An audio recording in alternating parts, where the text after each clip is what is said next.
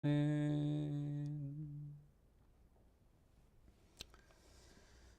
하나님 말씀은 빌립보서 1장 19절부터 26절입니다. 빌립보서 1장 19절부터 26절. 이것이 너희의 간구와 예수 그리스도의 성령의 도우심으로 나를 구원에 이르게 할 줄 아는 고로 나의 간절한 기대와 소망을 따라 아무 일이든지 부끄러워하지 아니하고 지금도 전과 같이 온전히 담대하여 살든지 죽든지 내 몸에서 그리스도가 존귀하게 되게 하려 하나니 이는 내게 사는 것이 그리스도니 죽는 것도 유익함이라. 그러나 만일 육신으로 사는 이것이 내 일의 열매일진데 무엇을 택해야 하는지 나는 알지 못하노라. 내가 그 둘 사이에 끼었으니 차라리 세상을 떠나서 그리스도와 함께 있는 것이 훨씬 더 좋은 일이라 그렇게 하고 싶으나 내가 육신으로 있는 것이 너희를 위하여 더 유익하리라. 내가 살 것과 너희 믿음의 진보와 기쁨을 위하여 너희 무리와 함께 거할 이것을 확실히 아노니 내가 다시 너희와 같이 있으므로 그리스도 예수 안에서 너희 자랑이 나로 말미암아 풍성하게 하려 함이라. 아멘. 오늘도 하나님 우리 아버지와 예수 그리스도로부터 오는 은혜와 평강이 저와 여러분에게 함께 있기를 바랍니다. 바울 사도는 계속해서 편지를 이어가는데 19절에 보시면 빌립보 교인들의 기도 그리고 성령의 도우심으로 바울 사도는 자신이 감옥에서 벗어나게 될 줄을 기대하고 있습니다. 확신하고 있다고 봐야 되겠죠. 그것은 어저께 저희가 말한 것처럼 그리스도를 전하는 일에 그리고 그리스도의 복음이 더 진전되는 일에 마음을 쓰고 있기 때문에 복음을 전하는 일에 유익하다면 내가 감옥에서 벗어나게 될 줄 안다. 그래서 19절에는 구원에 이르게 한다라고 말했죠. 이것은 이제 감옥에서 벗어나게 된다는 말이겠죠. 빌립보 교회의 교인들이 바울을 위해서 기도한 것도 그가 단순히 감옥이라고 하는 거친 환경에서 벗어나기를 기도했다라기보다는 바울을 통해서 하나님께서 행하실 그리고 바울을 통해서 이루어질 복음의 진전을 포함해서 기도하고 있기 때문에 그렇게 될 줄 안다. 이렇게 말하는 것이죠. 그런 면에서 빌립보 교인들과 바울 사도는 같은 마음이 있었고 공유하는 어떤 가치가 있었던 것입니다. 이것은 세상을 보는 눈이 같은 것이고 어떤 것을 가치 있게 여기는가 하는 것에 대한 안목이 같았다라고 말할 수 있겠죠. 비록 유대인이 아니고 이방인이었고 율법도 없었던 자들이고 할례도 받지 않은 자들이지만 이 빌립보 교인들은 복음을 들은 그날부터 그들의 마음 안에 하나님께서 무언가 새로운 마음을 시작했습니다. 그래서 복음을 듣고 변화된 마음이 아니고서는 품을 수 없는 어떤 마음, 행할 수 없는 어떤 사명에 대한 행함을 할 수 있게 된 것이죠. 그것은 우리가 잘 알듯이 복음의 진전, 복음의 전파, 그리스도가 드러나는 일에 마음과 생각과 기도와 그들의 삶의 내용들이 그 복음 전파, 그리스도를 드러내는 일에 포함되기 시작했다는 것입니다. 그것은 이 사람들이 아주 훌륭한 사람들이고 인격적으로 고매한 사람들이어서 그런 것이 아니고 그들 안에 새로운 마음, 착한 마음을 시작하신 하나님의 은혜였다라고 이렇게 말하고 있습니다. 여러분, 저희는 어떤 수준에 달하고 어떤 예수님을 향한 어떤 열심이 있어서 하나님에게 받아들여지거나 복음의 사역에 쓰임을 받는 것이 아닙니다. 사실은 그렇다면 예수를 믿는 사람들, 예수를 믿는다고 하는 이 믿음과 신앙에도 어떤 사람의 기질이나 어떤 사람들의 그 수준에 따라서 차등이 있다는 말인데, 그럴 수는 없는 것이죠. 우리가 복음의 전파에 마음을 쓰고 그것이 나의 마음에 어떤 중요한 가치를 가지게 되어서 감옥에 갇히더라도 이 중요한 가치가 훼손되지 않는다면 그것으로 만족할 수 있는 마음이 생기고, 그리고 이것이 내가 가치롭게 여기는 이 복음의 전파가 그리스도의 어떤 영광스러움이 드러나는 일에 마음을 쓰며 같이 기도하는 이것은 하나님이 우리 안에 새롭게 시작하신 어떤 선한 마음으로 우리가 변화되기 때문인 것입니다. 그러니 하나님께서 우리에게 시작하신 일, 하나님께서 우리 마음에 시작하신 일이 우리의 삶을 바꾸고 우리의 마음을 새롭게 하고 세상을 살아가는 목적을 바꾸고 참으로 가치로운 것이 무엇인지 가치에 대한 개념이 바뀌는 근본이 하나님이신 것입니다. 그런 면에서 예수를 믿는 모든 사람들은 어리던 나이가 많던 많이 배웠건 적게 배웠건 차별이 없는 것이죠. 그들은 같은 마음을 품기 때문에 그런 것입니다. 그런 면에서 바울 사도는 언제나 그리스도의 심장, 그리스도의 마음, 그리스도의 생각, 그리스도의 평강이 우리를 장악하기를, 우리 마음에 가득하기를 항상 기도하고 권면하죠. 그렇기 때문에 빌립보 교인들과 바울 사도는 사실상 동역자였던 것입니다. 바울 사도는 직접 나가서 복음을 전하였으나 그 복음의 사역에 이 빌립보 교인들의 동참이 같이 있었던 것입니다. 그래서 20절은 이 착한 마음을 시작하게 한 하나님의 어떤 역사의 결과로 살든지 죽든지 내가 어떤 일이든지 나는 부끄러워하지 않는다. 나는 담대하게 그리스도가 존귀하게 되는 것이 나에게는 최고의 가치가 된다. 이렇게 말하고 있는 것입니다. 여러분, 이것이 바울만의 고백이 아니에요. 바울이 아주 특별한 사람이고 독특한 사람이라서 바울은 이런 사람이고 우리는 다른 사람이고 이런 것이 아니라 이 말입니다. 20절에서 21절 사이에 나는 내 안에서 그리스도가 존귀하게 된다면 나는 여기 감옥에 갇힌 것도 유익한 것으로 여길 수 있다.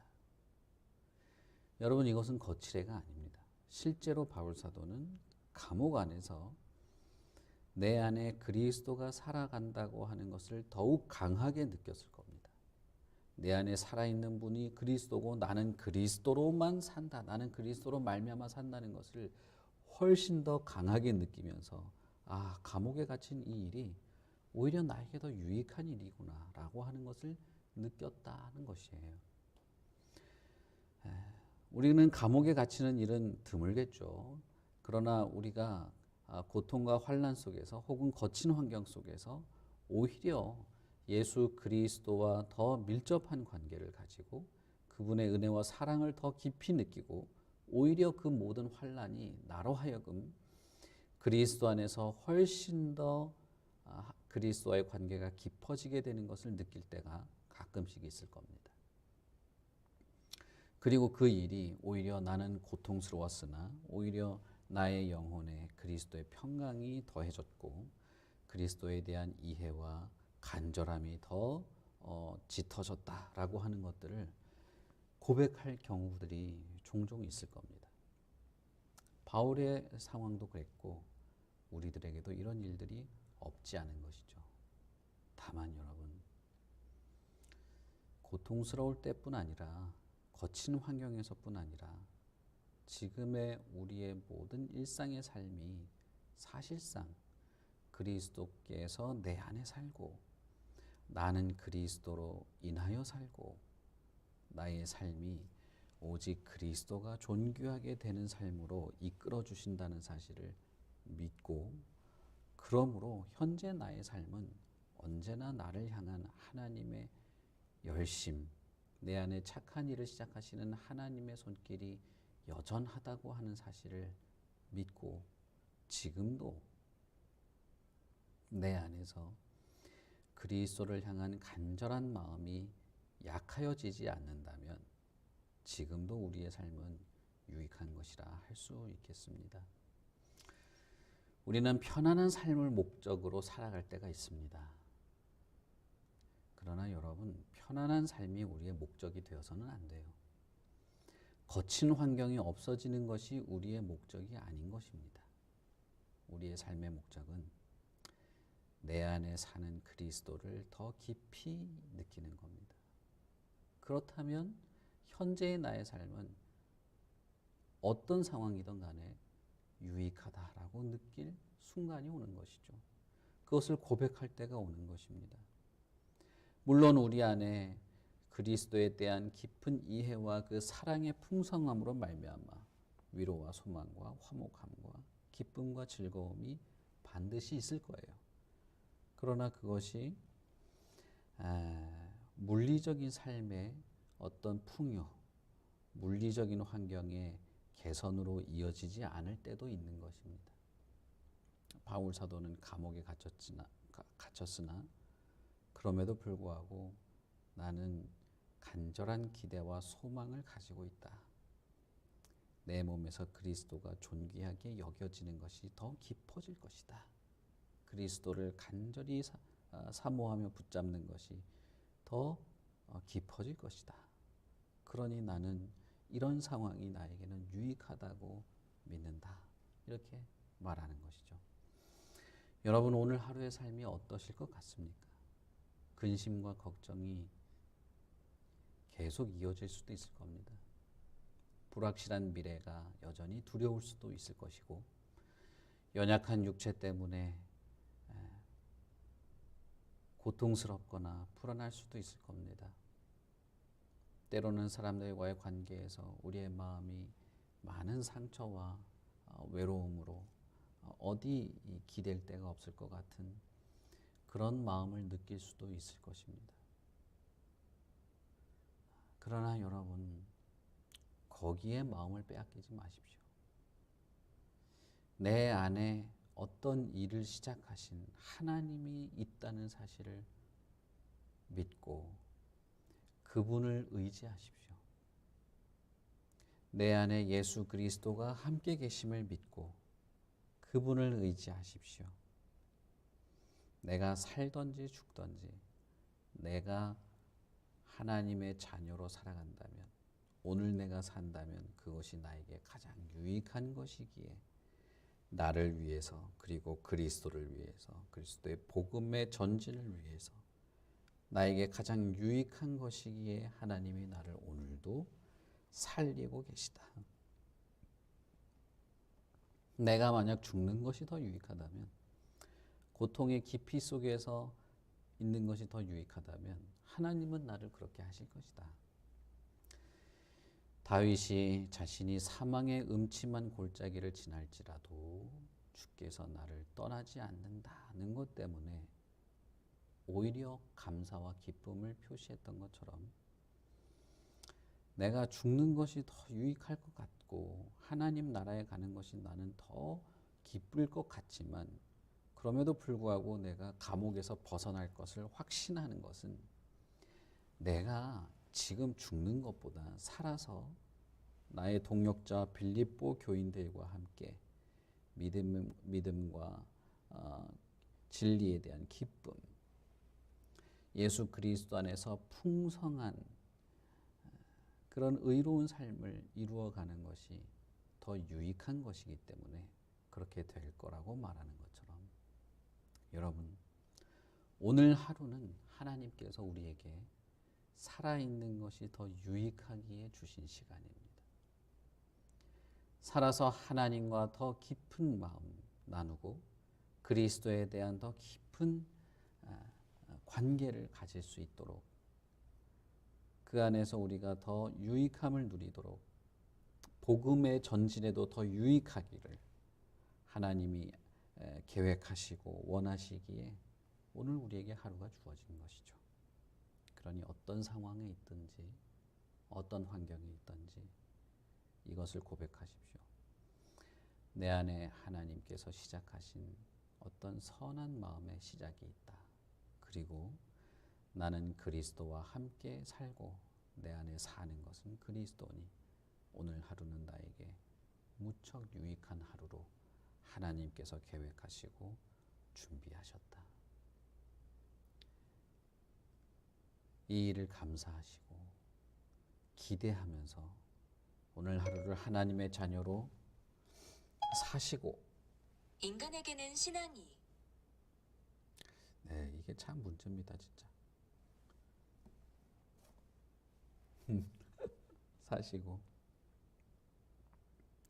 오늘 저녁에도 편안한 마음으로 잠자리에 드는 참으로 은혜로운 하루가 되시기를 바랍니다. 우리 같이 기도하겠습니다. 하나님 아버지, 은혜를 참 감사합니다. 하나님께서 오늘 우리에게 하루의 시간을 주신 것은 이 하루의 시간이 어떤 시간이든 우리 안에 선한 것을 시작하신 하나님의 은혜 안에서는 고통의 시간도, 괴로움의 하루의 시간도, 육체의 고단함의 하루의 시간도, 심지어는 불안함과 외로움과 상처를 받는 하루의 시간이라 할지라도 우리 안에 그리스도가 더욱 존귀히 여겨지는, 심지어 나는 실패한 자로 여겨질지라도 나의 삶과 말을 통해서 그리스도가 조금씩이라도 드러나게 되는 그런 하루로, 오히려 유익한 하루로 우리에게 주셨는 줄 믿습니다. 비록 우리는 아무것도 아니지만 하나님께서 우리 안에 시작하신 일이 있기 때문에 우리는 참으로 거룩한 복음의 어떠한 조각을 맡은 작은 파편이라도 우리 안에서 시작되고 드러나게 되는 그런 자들로 부르심을 받은 줄 믿습니다. 우리는 하나님의 자녀들이고 하나님께서 주신 시간을 살고 하나님께서 우리 안에 시작한 선한 것을 인식하며 살아갑니다. 그러니 하나님, 오늘 하루도 우리와 함께 하시고 지켜주시고 하나님과 예수 그리스도로부터 오는 은혜와 평강을 힘입어 살게 하시옵소서. 우리의 각 가정과 직장에서의 삶과 학업에서의 시간들과 사람들과 만나고 교제하며 관계하는 모든 것들이 결국에는 하나님께서 우리를 통하여 이루실 거룩한 삶의 한 부분인 줄 알고 하나님의 자녀로서 거리낌 없이 담대하게 살게 하시고 용기 있게 살게 하시고 죄를 멀리하고 참되고 경건한 것을 애쓰며 살아가는 오늘 하루가 되게 하여 주시옵소서. 감사합니다. 예수님 이름으로 기도합니다. 아멘. 하늘에 계신 우리 아버지여, 이름이 거룩히 여김을 받으시오며 나라의 임하옵시며 뜻이 하늘에서 이룬 것 같이 땅에서도 이루어지이다. 오늘날 일용할 양식을 주옵시고 우리가 우리에게 죄 지은 자를 사하여 준 것 같이 우리 죄를 사하여 주옵시고 우리를 시험에 들게 하지 마옵시고 다만 악에서 구하옵소서. 대개 나라와 권세와 영광이 아버지께 영원히 있사옵나이다.